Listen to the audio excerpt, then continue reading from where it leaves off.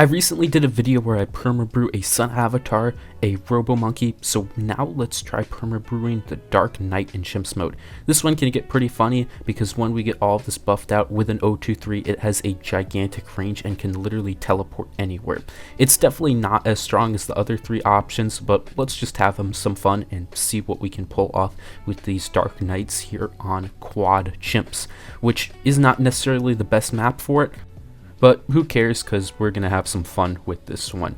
So I'm going to be going with Psy just because I feel like round 98 is going to be the biggest issue. The Dark Knights really just don't have any Pierce at all. Their Pierce is very, very bad. Both 023 and 203, which I'll see which one is kind of better. I haven't done anything like this in a while, and I didn't really do any testing, so it's not like this is going to be the craziest thing ever, but I know they both have really, really bad Pierce, so at least for round 98, I assumed I would just need the side scream just as kind of a necessity. And for the perma-brew save up, I will be going for an Elite Defender, which is also not very good on this map, but Elite Defender is really cheap. It can get into perma-brew easy. Then once you get perma-brew, you can kind of go for the other towers, which is very, very effective. I quite like that. So I'm just going to be getting the perma-brew up, and that should be good. So we'll just have these NGs that will do the early game, really effective in the early game, especially on quad, and then I can go into the Elite Defender.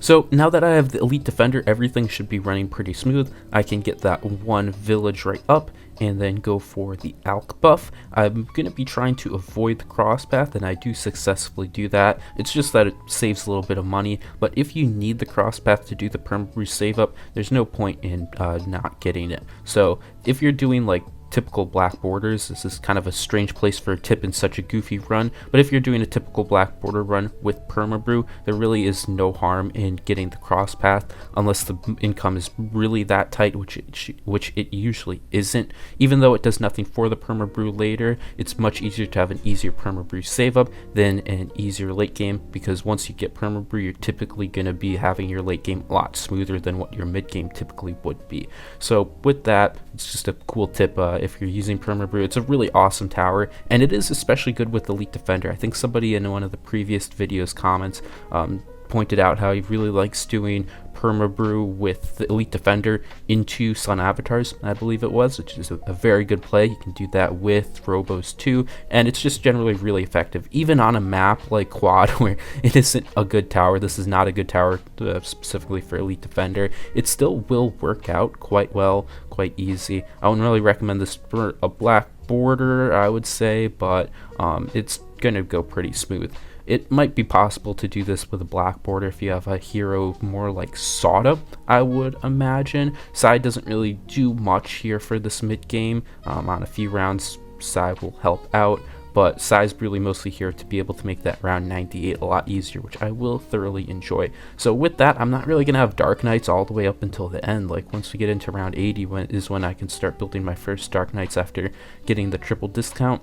And I'll only have 3 of them, not that many, but I guess I only had that many Robos and other stuff. I had two Sun Avatars for the Dark Dungeons game, but with that, the big difference I feel like, besides having Geraldo, which was kind of used for round 100, the round 100 on quad is a lot longer than Dark Dungeons, so that will be a lot easier, but basically every other round will be harder than on Dark Dungeons. So that's just something to note. Maybe some people would have liked to see this compared to on Dark Dungeons, but I kind of dismiss this as a lot more of a joke than actually anything really serious. So if you really want to see me do perma-brewed Dark Knights, then I could give it a run on Dark Dungeons, just like the way that the other 2 were tested. Or you could maybe want to see some other maps. There's really a lot of fun things you can do with perma-brew, so if you want, you can check them out for yourself too.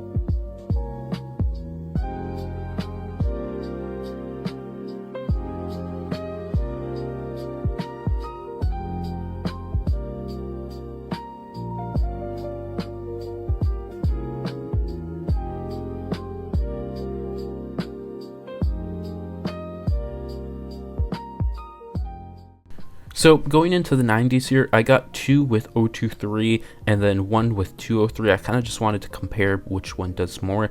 And I do have to consider that I bought the 023s before the 203, so that is something to note. And the 023s also have a much bigger teleport range, which is useful sometimes. So yeah, the big difference really is that the 203 has a little bit more damage, which isn't that much considering we have perma-brew on it, but it has a lot faster attack speed, and the 023 has more pierce and more range, which is really just the big differences. So on round 95, everything went pretty smooth. Actually, I just had to use that one ability and we were able to take things down, but round 96 and 97, not much of an issue. It really became a big issue on round 98 and round 99, which is where things started to get a little bit bad. Round 99 in particular, I didn't expect to be that difficult, especially because there's fortifieds and we'll be getting more benefit out of the AMD from that, but it was definitely a lot harder than I thought. And also looking at the pop counts, I can notice that the 203 definitely is doing a lot better than the 023s are. So round 98, I really had to get a lot of luck and do a lot of micros strong to first be able to scream the insides of these UMGs and then move things around just a little bit and barely clean up. It doesn't look that tough in the recording, I feel like, but in reality it was pretty tricky. Round 99, I got a pretty weird solution. This was the cheapest thing I found, a 020 Ninja, which will be able to de-lead all those DDTs, and then a glue gunner. And then for round 100, to my surprise, I needed more single target damage. Maybe that's just because I didn't really have the other Dark Knight positioned in a good place, but I really did need that extra overdrive in order to beat this bad. I moved these guys over to be in range of drums. Maybe that could have been cut if I had drums in a more centralized location so they could have gotten benefit from it earlier, but with this, that's just barely enough to crack open the bad, pop those DDTs before they leave, and then scream the insides. So I end up finishing with 31,000 cash spare. That obviously is not very good, but it definitely could be improved. The 203s definitely will work a lot better. I definitely think that some of that stuff could be cut out, maybe up to 40k spare with this, but not the greatest strategy, of course. Thanks for watching. If you want to help out the channel, you can check out these new videos, like and subscribe for more content, support the channel by becoming a member, and joining the Discord to chat with the community. Bye!